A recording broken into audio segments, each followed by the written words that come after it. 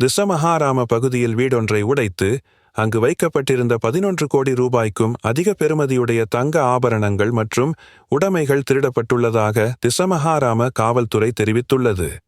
குறித்த சம்பவம் தொடர்பில் நேற்று திசமஹாராம ரப்பர்வத்தையைச் சேர்ந்த 88 வயதுடைய மூதாட்டி ஒருவரால் காவல்துறையில் முறைப்பாடு செய்யப்பட்டுள்ளது.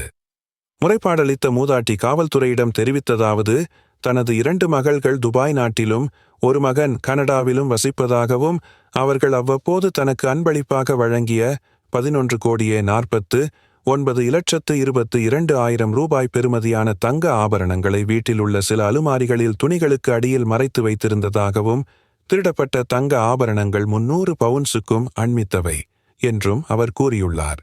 அத்துடன் சமையலறைக்கு அருகிலிருந்த 3,250 கிலோகிராம் நிறையுடைய 50 மூடை நெல், வீட்டிலிருந்த பல மின் உபகரணங்கள், ஒரு சலவை இயந்திரம் ஆகியனவும் திருடப்பட்டுள்ளதாக அவர் தனது முறைப்பாட்டில் குறிப்பிட்டுள்ளார்.